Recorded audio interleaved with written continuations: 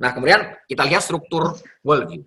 Uh, Thomas Wall gitu dalam bukunya mengatakan believing in God existence is very important, perhaps the most important element that God exists, then we are more likely to believe that there is a plan and a meaning life. Jadi keyakinan tentang Tuhan itu sangat penting, bahkan mungkin yang paling penting, elemen yang paling penting di dalam hampir semua worldview.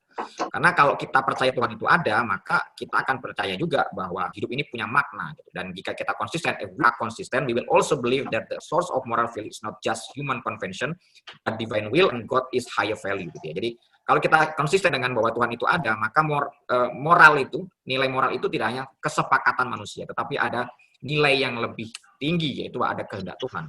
Dan nilai tentang nilai ketuhanan itu lebih nilai yang tinggi. Artinya kita bisa membuat suatu hal bahwa ada suatu nilai yang tidak berubah, karena itu melampaui dunia yang material.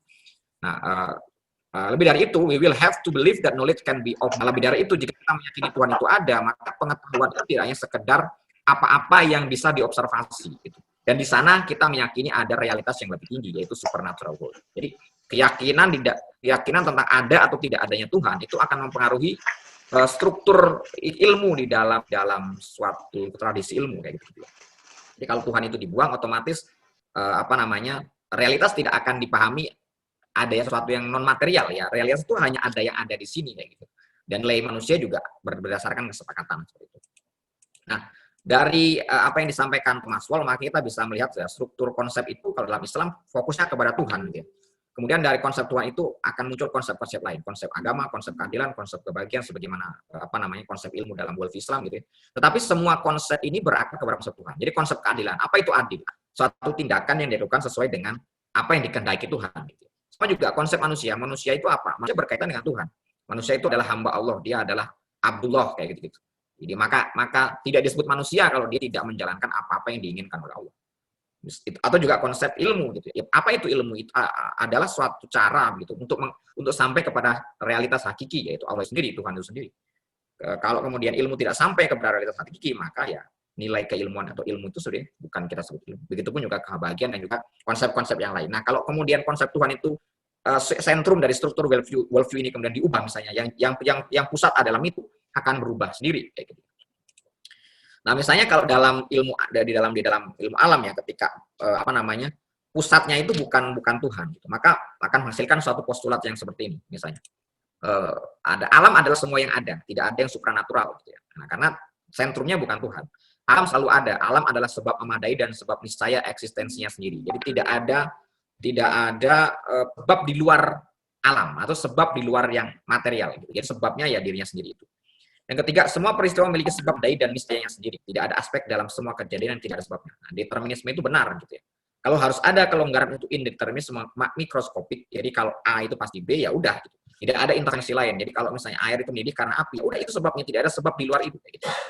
Kenapa? Alam pada dasarnya non personal. Jadi alam itu tidak punya nilai. Gitu. Jadi apakah alam ini punya agama? Ya nggak ada. Alam ini ya begitu aja, non personal. Dia tidak bisa dihubungkan dengan nilai-nilai manusia. Nah, manusia itu epifenomenal. Artinya asal usulnya itu nggak jelas. Makanya ini adalah salah satu satu postulat di dalam evolusi gitu, bahwa manusia itu kehadirannya itu tidak pernah punya asal usul yang clear gitu. Dia adalah hasil suatu evolusi gitu. Kemudian alam pada hakikatnya adalah netral nilai. Nah, itu konsekuensi dari postulat keempat gitu ya. Nilai-nilai manusia itu nyata, tetapi tidak lebih dari nilai apapun di luar nilai-nilai itu dengan berdasarkan pada nilai-nilai suci. Jadi tidak ada hubungan antara moralitas dengan sains misalnya dalam konteks sains alam misalnya gitu. Itu nggak ada hubungan sama sekali. Dan nilai-nilai itu ya hanya berkisar kepada nilai-nilai konsensus dari manusia, tidak ada istilah divine value gitu ya. Nilai-nilai yang suci yang dia harus ada terus, tidak ada hubungan.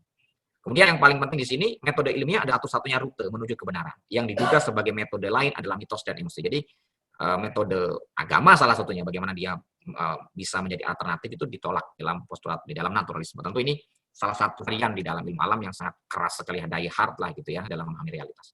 Nah, ini artinya bahwa memang worldview itu sangat berkait dengan bagaimana orang itu membuat suatu kesimpulan. Jadi kesimpulan-kesimpulan teoritis dari seorang ilmuwan atau komunis. Dalam struktur worldview-nya yang dijelaskan oleh Thomas Wall, ketiadaan Tuhan itu akan mempengaruhi secara fundamental atau secara radikal warna sains itu.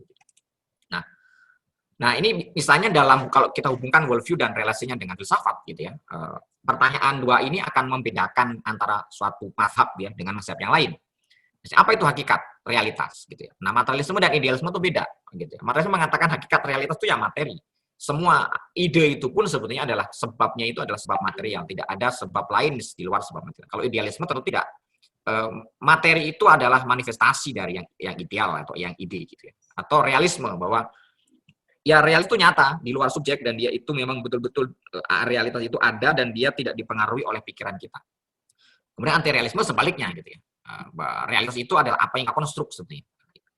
Apa namanya? Apa yang tidak kita konstruk, maka kita tidak sebut itu realitas gitu.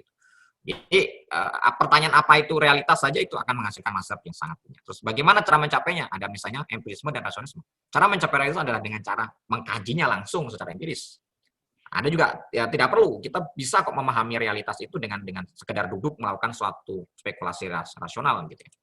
Nah, makanya di sini apa namanya? Bunge katakan bahwa a worldview is comprehensive conception of the all there, whereas a philosophy is scholarly discipline divided into a special field.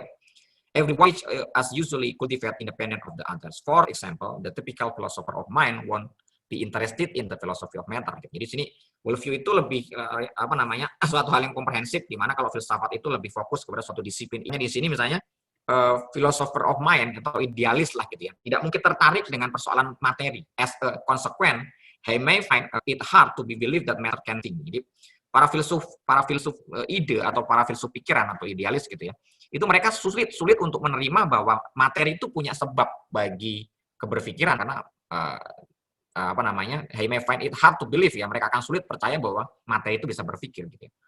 Begitu juga para naturalis radikal gitu. Mereka akan meyakini bahwa brain itu dibentuk oleh pikiran kita, oleh apa ya, oleh otak kita lah kayak gitu. Kemudian itu kalau dalam filsafat, artinya memang worldview-nya, sentrum worldview itu akan mempengaruhi bagaimana masa filsafat.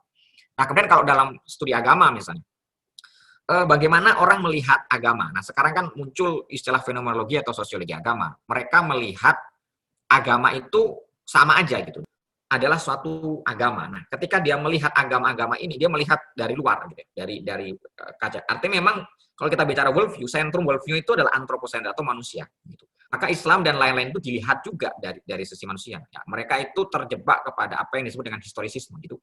Justru pandangan yang berasumsi bahwa segala sesuatu yang terjadi ini lahir dari perkembangan sejarah, ya, termasuk Islam. Ya, jadi makanya ada orang yang menulis judulnya kontroversi Islam awal. Gitu. Jadi Islam itu juga kita tentu kalau kita sebagai Muslim ketika mengkaji agama-agama lain perspektifnya kita kan. Gitu. Tetapi ada orang yang melakukan itu. Artinya kalau dia seorang Muslim dengan modelnya caranya begini gitu ya, kemudian dia berkesimpulan berarti agama itu sama. Nah, dia sebenarnya sudah tidak menjadi Muslim karena Islam itu diletakkan di suatu kotak begitu, kemudian dia melihat dari cara yang lain. Ketika dia keluar dari kotak itu, dan dia sebagai apa kayak gitu. Nah, worldview-nya pasti sudah berbeda di situ. Makanya bagaimana apa namanya worldview orang itu akan menentukan misalnya dalam studi agama, menentukan agama itu misalnya sama aja. Dia bentuk oleh manusia, agama itu kebenaran sama dan seterusnya. Penting ya. Mengapa worldview memiliki peran penting dalam pendidikan? Karena penting bagi seorang guru untuk memberikan wawasan tentang worldview karena beberapa hal ya. Pertama untuk membimbing siswa ini fokusnya untuk pendidik.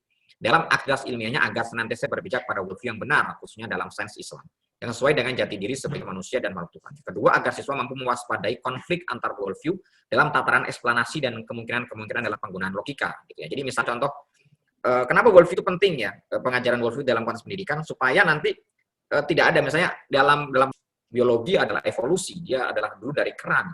Ketika belajar agama, manusia itu berasal dari Adam. Itu ada dua worldview yang berbeda dan itu akan membingungkan, terjadi confuse di murid-murid itu.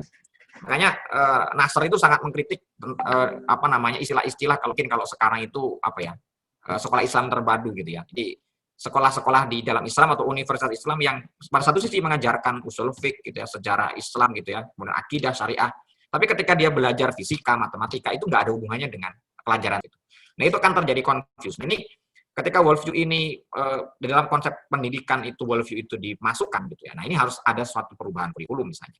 Akan menjadi suatu perubahan bagaimana ketika kita mengajarkan satu subjek ilmu gitu ya, atau objek misalnya biologi dan akidah, ini hubungannya apa gitu. Jangan sampai antara satu disiplin ilmu dengan disiplin ilmu yang itu tidak memiliki korelasi, dia berjalan sendiri-sendiri. Ya, ini wilayah keyakinan, ini wilayah sains. Maka pendidikan yang seperti itu akan menghasilkan orang-orang yang dualis.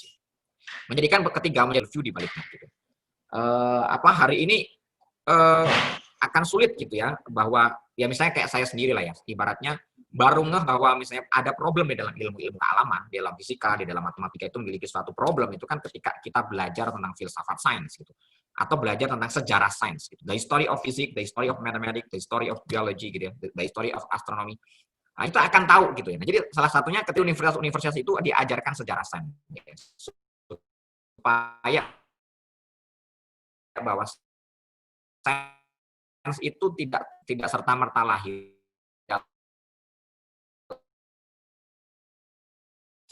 dia berkaitan dengan sosial gitu. Dan kritis.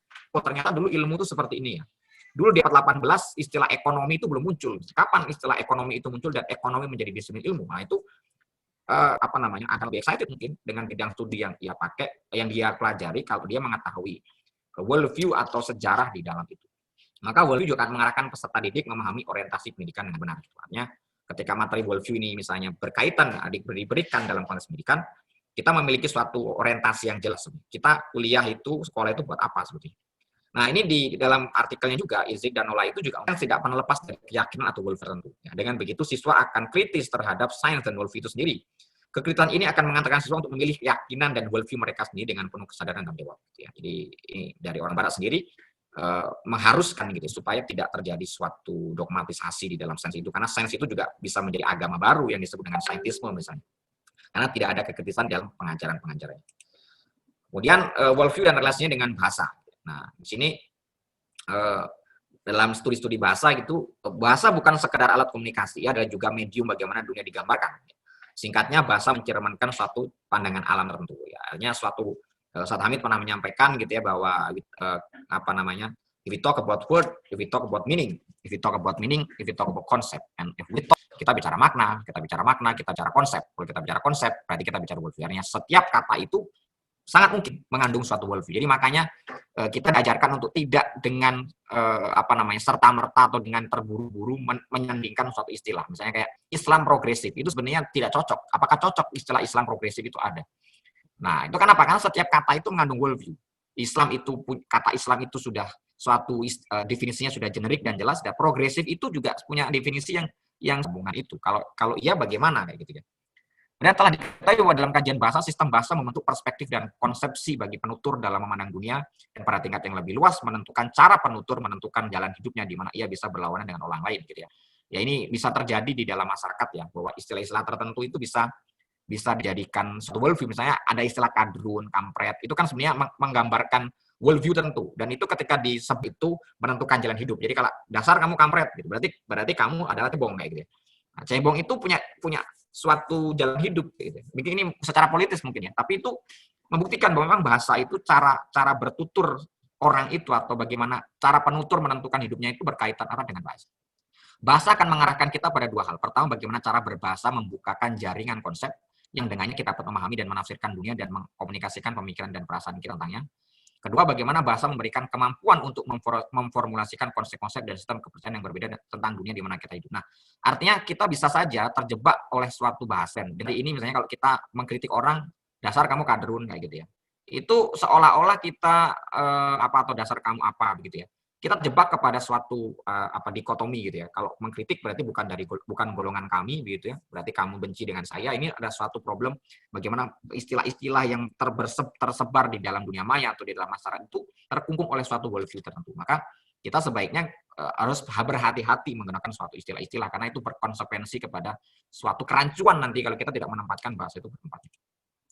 Nah, kemudian di sini Nokir Alatas juga menjelaskan lebih lanjut bahwa visi Islam tentang kenyataan dan kebenaran dipahami melalui simbol linguistik ya. Oleh Alatas disebut sebagai bahasa Islam atau Islamic language, di mana menurut Alatas ada tiga hal yang mencirikannya. Pertama, memiliki akar kata. Kedua, memiliki pola khusus dalam arti sehingga menyebabkannya bisa dipahami.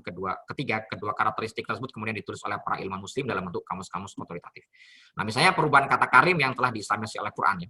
Kata karim itu dulu dimaknai orang itu disebut karim gitu ya, itu kalau dia punya banyak istri, punya banyak kostum.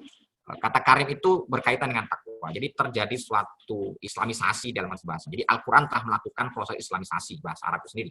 Nah, inilah dasar mengapa Alatas dalam islamisasi itu harus dimulai dari bahasa sebagaimana yang dilakukan oleh Al-Quran. Karena istilah-istilah kunci yang telah mengalami proses islamisasi tidak akan mengalami perubahan dikarenakan perubahan sosial. Maksudnya Yang menentukan makna dalam bahasa itu bukan kondisi sosio-kultural tertentu, tetapi telah jelas sesuai dengan apa yang telah ada di dalam hidup. Misalnya contoh, kalau kata itu tidak bisa berubah. Misalnya contoh, hari ini itu kan ada banyak kata istilah yang timbul tenggelam. Sekarang istilah SMS itu tidak dikenal sekarang oleh generasi Z mungkin ya. Pasti WA dong, balas WA saya, balas apa namanya. Jadi kata kamu sudah dapat SMS saya itu sesuatu yang asing bagi anak-anak zaman hari ini gitu ya. Atau istilah selfie. Istilah selfie ini kan baru muncul juga baru. Mungkin di tahun 2060 kata ini akan dilupakan. Nah, karena dalam peradaban barat istilah itu mengalami perubahan terus karena dia bergantung memakna. Kata itu jelas. Jadi, kata iman, kata wahyu itu sudah jelas tidak akan mengalami perubahan. Iman itu ya begitu. Misalnya iman adalah keyakinan dalam hati diucapkan dengan lisan dan dibuktikan dengan tindakan nyata kayak gitu. Ya itulah iman gitu. Kalau nanti ada kemana iman itu yang penting percaya, itu pasti akan ditolak oleh jumlah. Di sini hal ini bertentangan dengan proses kategorisasi bahasa di mana perubahan sosial atau kondisi sosial tertentu adalah faktor utama dalam perubahan istilah-istilah kunci. Untuk itulah jika tidak terjadi kekeliruan dalam ilmu, setiap generasi umat manusia akan memiliki pemahaman yang sama dan tidak berubah terhadap istilah-istilah kunci tersebut. Ini karena dalam istilah-istilah kunci tersebut terkandung pandangan Islam tentang realitas dan kebenaran yang menjelaskan tentang pandangan hidup Islam. Hal ini sekaligus menegaskan bahwa bahasa mencerminkan ontologi. Jadi makanya Alatas sangat termasuk juga Ustadz Hamid mengatakan bahwa beliau sangat ketat dalam menggunakan istilah karena kita atau kita menggunakan istilah. Jadi ada banyak istilah-istilah kunci yang kita kaburkan maknanya karena makna itu sudah clear. Nah, maka sebagai penutup ya dari paparan di atas itu dapat disimpulkan bahwa Islam adalah agama dan pandangan hidup yang secara konseptual dapat dibedakan dengan pandangan hidup lain. Dalam konteks kajian keilmuan pengembangan konsep ya. Sebab dalam pandangan dengan Profesor Alpasan, ilmu tidak dapat timbul dan berkembang pada suatu masyarakat dari hasil impor. Artinya, dia tidak mungkin bisa gitu ya mengembangkan suatu kajian keilmuan secanggih barat hari ini kalau kita anggap dia ada suatu kemajuan. Kita tidak akan mungkin bisa mengejar ketertinggalan kita kalau kita sendiri tidak membuat suatu budaya ilmu yang kuat. Tidak bisa tiba-tiba kita memakai teori dari barat terus tiba-tiba kita terapkan. Itu pasti akan terjadi confuse. Kenapa? Ilmu itu tidak timbul dari berkembang pada suatu masyarakat yang dia dari impor. Dia harus lahir dari dirinya sendiri. Artinya suatu ilmu tidak ada. Misra tadi juga sudah menyebutkan gitu ya. Tidak bisa tiba-tiba dalam suatu masyarakat. Tidak tiba-tiba kita lahir terus pintar gitu ya. Atau kebudayaan yang tidak memiliki latar belakang tradisi ilmiah. Maka kalau kita ingin membuat suatu peradaban yang maju ya kita harus memiliki tradisi sendiri. Yang kedua, perkembangan ilmu pengetahuan tidak dapat dilepaskan dari komunitas ilmuwan yang memakai, mengembangkan, dan mengelola suatu bentuk pendekatan ilmu dengan bersungguh-sungguh dengan acuan pemikiran dan komitmen yang sama. Sehingga paradigma adalah komitmen intelektual para ilmuwan, maka worldview tiap-tiap ilmuwan yang menjadi asas paradigma itu mempengaruhi apakah suatu paradigma akan bertahan atau mati, atau terganti. Oleh karenanya worldview sangat erat dengan kegiatan studi keilmuan, baik itu studi sains, agama, dan filsafat. Nah, di sini saya teringat pesannya Ustaz Samsudin Arif ketika ditanya apa sebetulnya hambatan dari proyek Islamisasi. Satu adalah kesabaran, yang kedua adalah ketekunan gitu ya, dan yang ketiga adalah tentang networking gitu ya. Jadi orang kalau bicara Islamisasi itu ingin terburu-buru, ini apa teorinya, ini apa konsepnya, padahal tidak sesederhana itu. Sebetulnya berapa abad untuk menyusun suatu teori. Teori gravitasi itu tidak muncul 1 tahun terus jadi, dia adalah kolaborasi dari berbagai ilmuwan dan jatuh bangunnya suatu teori menghasilkan suatu kemapanan gitu.